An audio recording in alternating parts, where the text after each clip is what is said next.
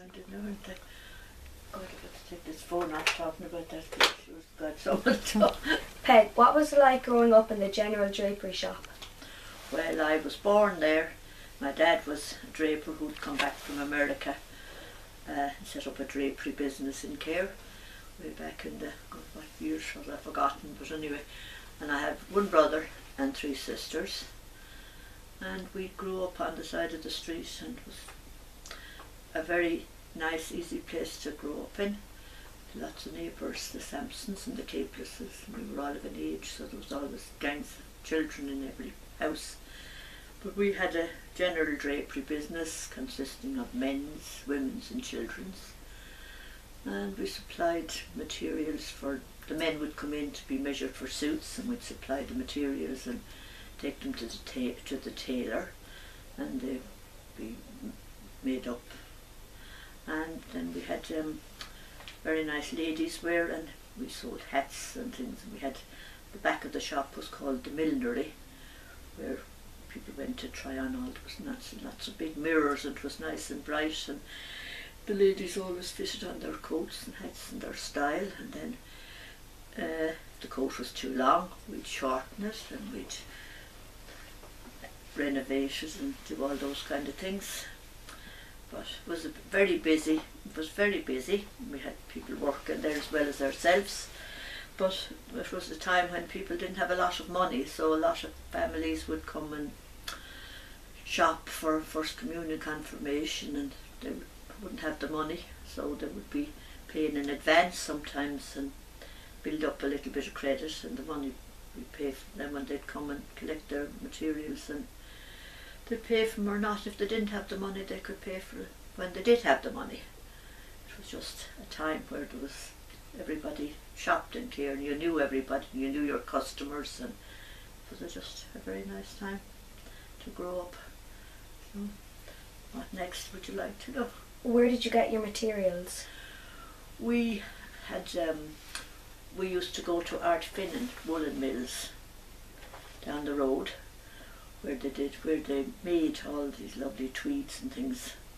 We used to buy materials there, and then we'd had suppliers from Cork and Dublin, Limerick, no, mostly Limerick and Cork, and in those times there used to be what was known as a traveller. Now a traveller today is a different story, but these were, men would come with a big van, and he'd come on a Monday morning, and he'd be in and out of the shop all day bringing in samples of shoes, boots, jumpers, trousers, anything, and you'd buy what you wanted from him, or you'd order what you wanted for him. It was a big day. That was a big day. And if we were good, when we were little, he used to give us 6pence, which was a huge lot of money those days, as a treat when we were children, before we were at the working stage. Could you tell us about the Corpus Christi procession? Right, the Corpus Christi procession was held every year at Corpus Christi, which was early June. We always seem to have very fine weather. Whether that is fact or fiction, I'm not too sure, but it always seemed to be very warm and sunny. And the whole town would have to prepare for this procession. All the streets would have buntings across, and all the routes of the procession, which usually would go from the church, maybe down Castle Street, back up as far as the station possibly, and back down again, and then there'd be all the houses on all the streets would be decorated. All the windows would have statues and flowers, and outside the house you'd have big pots of flowers, and every place was decorated. And then we'd had benediction. There was always some men used to carry this canopy, and the Blessed Sacrament was carried, the priest carried it from the church on the procession, and there used to be 8 men carrying this canopy over the priest thing. And they'd have an altar erected on the square where Fleury's was now. It used to be Mulcahy's then. There was a big archway there, and there was a lovely, beautiful altar put up there. And then the procession would come, and it stopped there, and you'd have benediction, and the whole town would be closed off, no traffic, no anything, and people would be standing or kneeling, and sometimes the tar was so hot that the tar would be melting under your feet. But then you went after the benediction, then you came up around Old Church Street and back down Market Street here and back down and back to the church. And it was, we had the brass band always leading the procession, and then we had the men's sodality and the women's sodality. Is that the right word? It is. The men walked together and the women walked together, and they had a banner, and then the children walked together, and all the different, the Legion of Mary and the Children of Mary, they all walked in groups, you know, and the whole town was lined with people, like anybody, with people with prams and children that couldn't walk in the procession. They all came out to partake in it, you know, and join in. What did the Children of Mary wear? They wore blue cloaks and a white veil and a blue ribbon with the big medal on it, you know, and not a lot of people joined it. We kind of automatically joined it when you went to secondary school. You automatically joined it, you know. So and the First Communion children were always had a special section in that Corpus Christi procession. It was their chance to wear their dresses for another outing, and they were very important. And they'd have flowers. Used to strew the little petals of the flowers in front of the Blessed Sacrament, and it was a big day. It was lovely. What type of games did you play in Cahir? We played a lot of tennis mostly. I played myself, but we had a lot of tennis. We had a nice tennis court and we had a great group, and we played. Then we used to play camogie, and we played rounders in the park, and then we all went to the river to swim as youngsters, boys and girls, and we were all very well behaved. Went off up to the river and everybody learned to swim, and the boys went in one place and the girls would go in another place, and we always seemed to have lovely summers to do all these things, but we seemed to spend an awful lot of time. But then we had lovely time with the tennis as we got older, and you know, we used to go and we'd have a tournament, like we used to go to Clonmel, and we'd go to Banch, and we'd go to Tipperary and Ardfin and all the smaller, and then we'd go to them on a Sunday, and we'd have great fun, and then they'd make tea and sandwiches, and we'd have a bit of a dance, and then the following Sunday we'd have them back in Cahir. That went on the whole summer, you know. Again, very few cars. There might be 2 cars and about 12 in the cars, you know, hanging out the doors. There was no safety belts or no things like that. It was just very casual and easy. Did you go to dance halls? Yes, we did. We went, well, the parochial hall as it was in those days. We started out there at the Cayley's, and I had a very strict dad. We were 60, my sister was older than me, and at 12 o'clock it didn't matter what you were doing or who you were dancing with. He'd march down, he'd stand inside the door, and he'd say, "Mary, Peg, we have to down tools and go home." Wouldn't happen today, but anyway. And then Cahir House used to have some very nice dinner dances in those days, where we dressed up in our evening dresses and our things, and great occasions, putting on the glamour, getting all dressed up. And then we had the Galty Hotel was another place then, that had opened as a nice ballroom, and with some very famous orchestras came to Cahir in those days. There was Victor Sylvester and Joe Lewis, I think it was with. They were lovely, and all the dances were, there was no drink at dances in our day. You went, and the dances would be from 9 o'clock until 3 o'clock, and they had a mineral bar where you bought a bottle of lemonade. Some lad thought you were worth buying a bottle of lemonade if you were lucky, and that was the drink. You made your fun, and it was all very, very nice and easy. But we had good times. Could you tell us about Cahir House Hotel? Cahir House was very, very important in the town of Cahir. It was known countrywide and nearly worldwide. It was run by a very eminent lady called Miss Eileen McCool, who was a very handsome woman and very efficient and really knew her business, you know.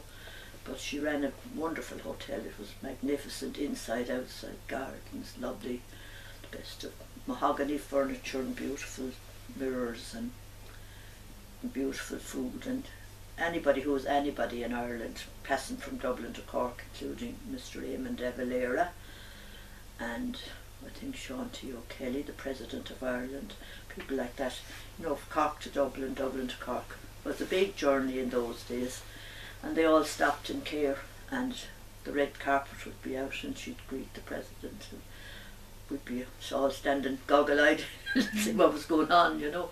But it was a beautiful hotel, and it was really very, there was Governor Dempsey, who was an American.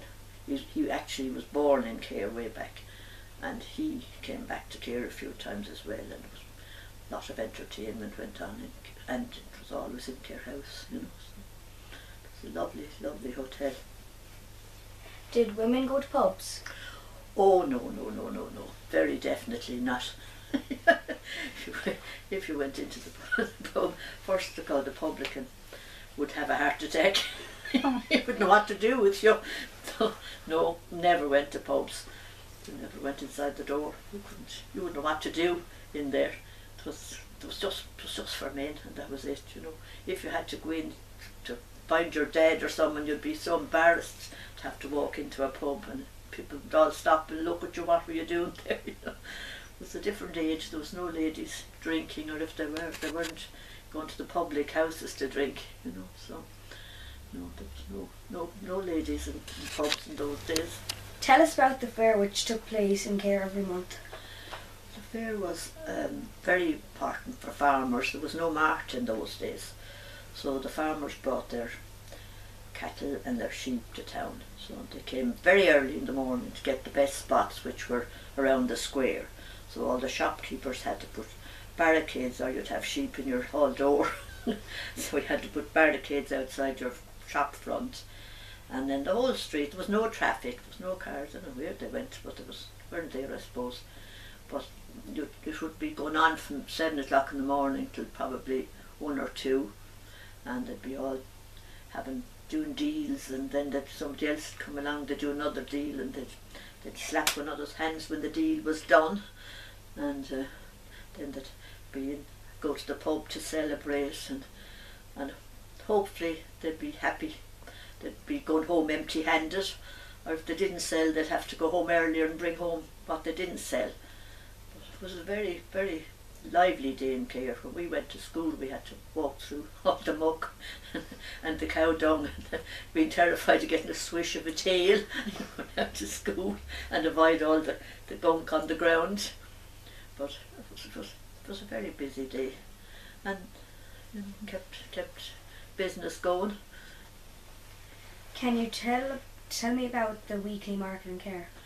Then on a Friday we had a farmers, like today's farmers market, but not as organised, I suppose, where the farmers' wives brought in their produce, and they sold everything from eggs and chickens, and at Christmas time then you had the turkeys and the geese, and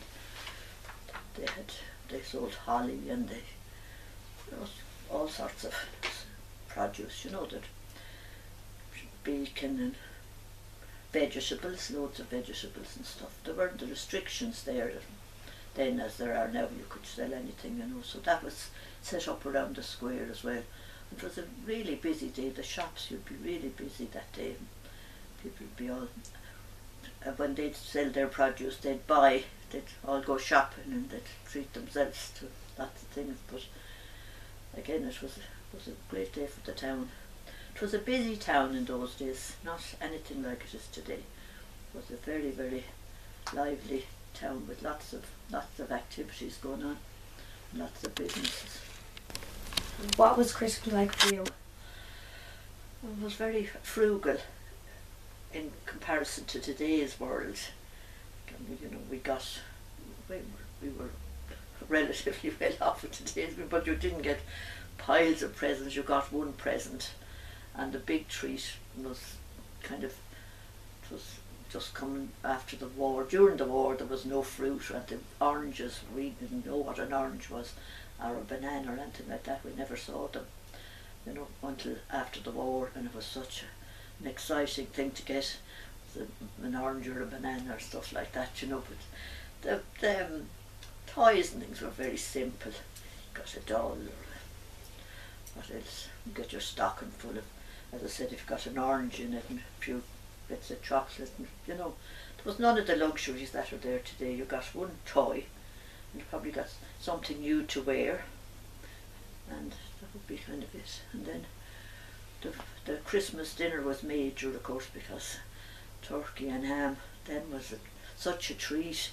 You'd be hungry from the time you get up. The smell of the turkey cooking up was just something else, And a big treat was to get a bottle of orange or a bottle of lemonade with your dinner. They were huge treats. So, then we went to Christmas Eve. Then, when you got to a certain age, you were allowed to go to midnight mass, and that was a very important thing. You had to be fasting then from 9 o'clock. I think it was 9 o'clock for midnight mass, and it was very strict, just fasting. When you went to morning mass, you had to be fasting from the night before. Midnight mass was always lovely, apart from a few minor incidents when you'd have people deciding to, after having a few drinks in the pub, that they'd go to mass and they might be singing not with the choir, but singing independently, and would have to be politely removed. So, what was rationing like during the war? It was horrible. It was really miserable in houses. We all got our little piece of, got a quarter pound of butter or something like that now, and you get maybe 2 ounces of sugar for the week and 2 ounces of tea, and everybody had their own little, dare you take a bit of anybody else's, But things were really, really tight. Now if you hadn't, like we had relations in the country, with farming relations, they were very good. You get eggs and vegetables and potatoes and stuff when you'd visit, and they'd often have killed chickens and pigs and made black puddings. I remember my mother making black puddings in the country from pig's blood and all sorts of things. This big bucket of most beautiful tasting but horrible looking thing. But they were very, and the bread was horrible. We had this rough, ugly brown bread for years. Like when we got to white bread, we thought it was beautiful again. And there was no, jam was rotten, there was no taste or flavour of anything, and you just, unless somebody was, if your mother was able to bake and stuff, you had a bit of a treat now and again, but it was very, very, there was no bit of luxury about anything, and everybody watched, and you couldn't, if you put all your butter on a slice of toast, you'd have nothing for the next day maybe. What about the chocolate and sweets? Oh, the chocolate was a huge treat. Chocolate came back slowly into the shops, and if you were a customer, then you'd be looked after. And we had our neighbour who was Babs Sampson was her name. We all called her Auntie Babs, and as we were all neighbours' children, we'd always be told when the chocolate was in, so we'd arrive along with our 2 peas, and she'd sneak the bar of chocolate over the counter or under the counter, and we thought you were in heaven eating this bar of chocolate. They were really, really, you might get one bar, you might get another bar for 3 weeks. There was no such thing as piling it up. And then biscuits were another thing, there was no such thing. And then suddenly we had coconut creams, to my the ones I remember most. Absolutely exotic they sounded and tasted. There was a lot of things, recycling the tea, drying it out and reusing it again. It would be horrible. I lived in a coffee house. My dad, been in America for years, he had coffee every morning for breakfast. So 2 of his children grew up. My brother and I, we always had coffee. We never drank tea.